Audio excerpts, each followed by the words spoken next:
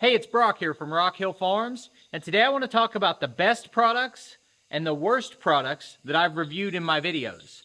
Over the course of the last 4 years, I've published 1,500 videos, and a lot of products have been reviewed in those videos, hundreds probably.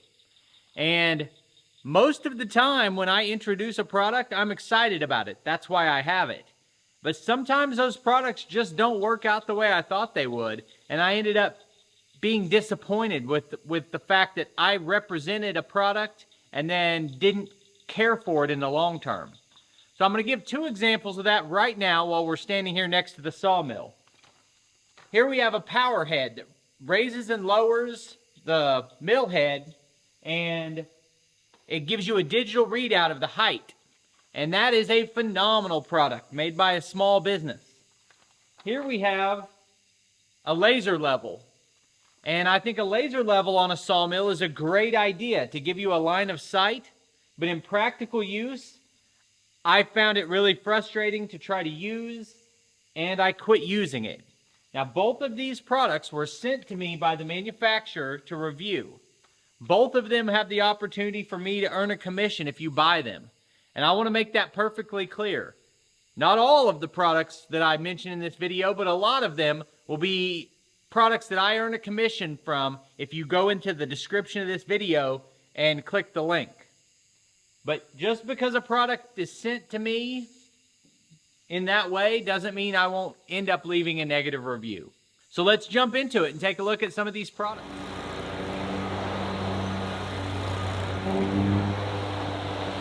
I'm going to try to group these products by product type, and the first 3 products I want to mention are all mowing products.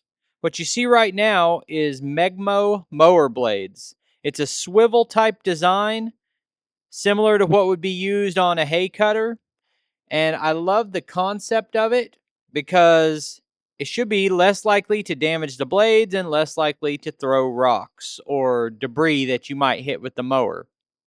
Unfortunately, I found these blades didn't have enough lift to make a clean cut on all grass types.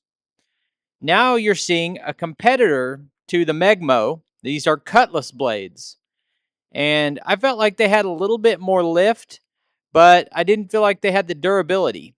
And both of these products are very expensive compared to a traditional mower blade. I love the idea so much that I really wanted to like these, but after longer use, I just can't recommend either one of them. The clip you saw just a minute ago where I was spinning around in a dusty environment on a lawnmower was a demonstration of this product you see me hooking up right now.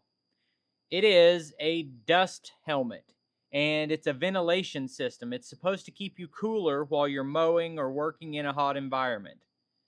And it's a little bit better at filtering out dust than your traditional just mask you can wear.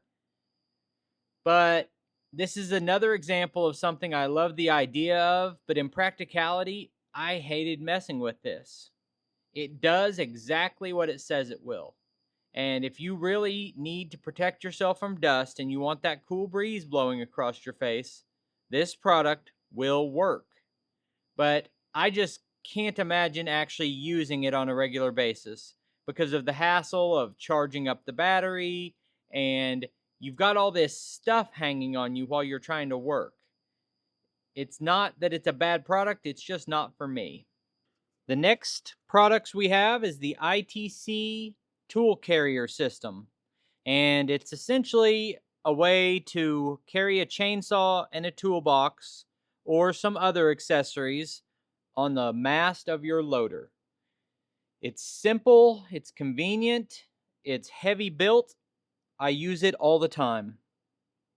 You've got a little rack that mounts onto your loader, and then there's a pin that lets you quickly remove or add your attachments. I mostly use these 2 things, the toolbox and the chainsaw holder. These aren't really cheap products, but they are in line with the pricing of their competitors, and they're going to last you a long time. So I recommend them.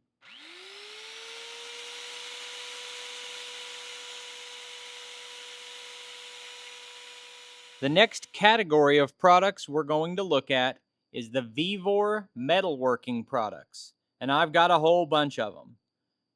The one you see right here is a mag drill, and it lets me drill holes that I otherwise could not drill. It's got a huge capacity because of the type of bits it uses, and for me, it's been fantastic. Now, with all of these types of products, you have to factor in what you're paying for it and what your usage is. If you looked at all of the other mag drills on the market, this might be one of the worst mag drills.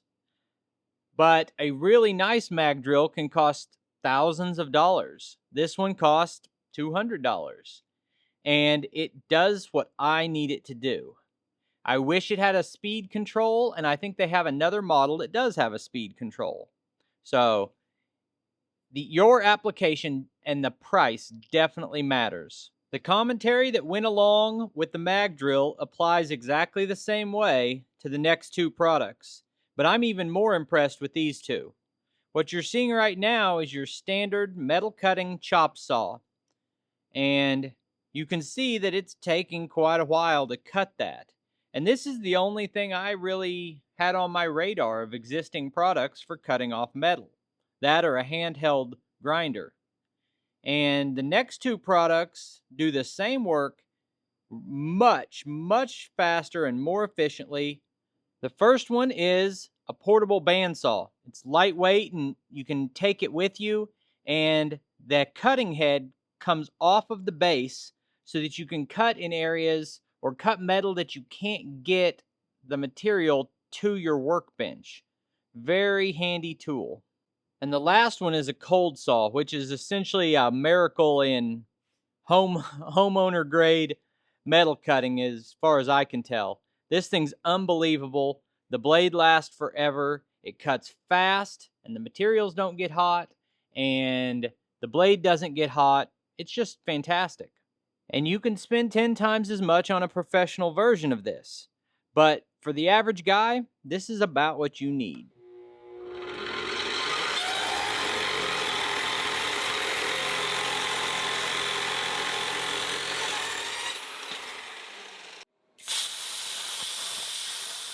Same commentary applies for this Vevor plasma cutter and the Vevor welder you're about to see. They both do the job well enough for me, and I think they're worth the price that is being charged for them. Now, not every Vevor product I reviewed has been a positive experience.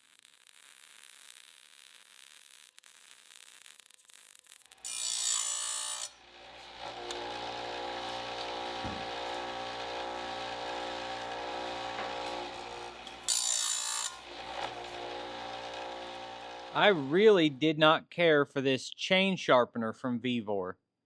It's affordable, but I just didn't feel like it did the job well enough. No matter how I adjusted it, it either took off too much material or not enough or got the chain hot.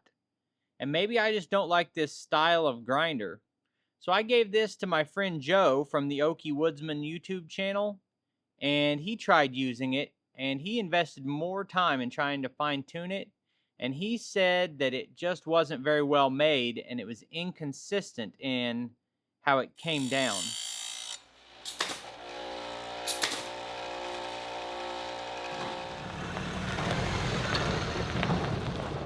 My next product that I'll put on the favorites list is the WaySafe trailer hitches. I have gooseneck and bumper pull WaySafe hitches, and I've talked about them a lot. If you haul anything heavy, then these are a great option. It's a heavy built trailer hitch on its own. It's a good quality hitch without the gauge. And it doesn't cost that much more than another premium quality trailer hitch. The difference with this is it does have a gauge built into it that tells you how much tongue weight you have. Knowing how much tongue weight you have and knowing how much tongue weight you should have allows you to tow safer. Next, I want to talk about portable power stations. And this is the Jennifer's Home Power Pro 2 or something like that. I don't remember. I gave this power station to my dad, and he uses it all the time. Says it works great. But my overall experience, having been sent 4 different power stations at this point, and we actually bought a small one, if you need it, then you need it. And they serve a purpose. But for the most part, I've found them to be finicky and unreliable. For instance, this one is supposed to power like 2200 watts, and my 1500 watts of lights in this Quonset hut were tripping it out all the time. And I love the idea of the technology, but for my money, I would do what I've shown in other videos, which is buy my own LiPo battery and inverter and build my own setup.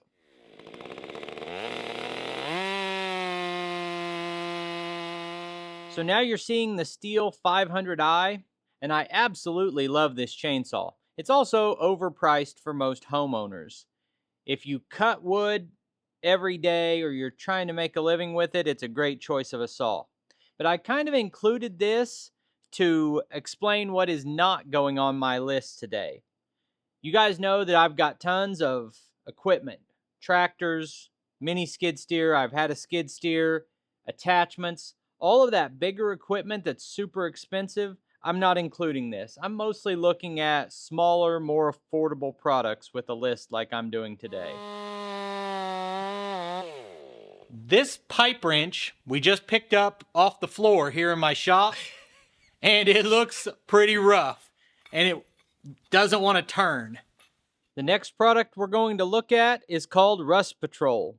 And in the video about the Rust Patrol, we took some rusty old tools and we got them cleaned up and got them operational again just by spraying them with Rust Patrol. Here you see a salt corrosion test.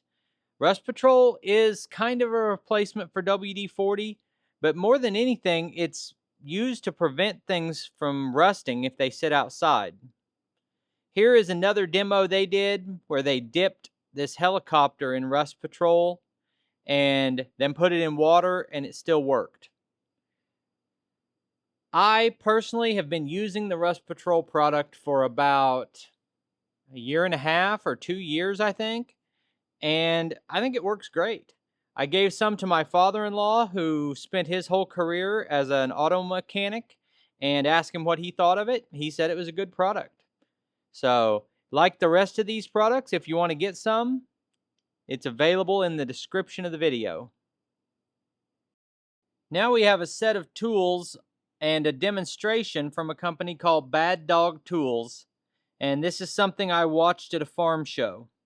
And it's one of those infomercial things where you watch them and it feels impossible, where they're removing stains from a carpet, or a knife that will cut steel and then still slice a tomato.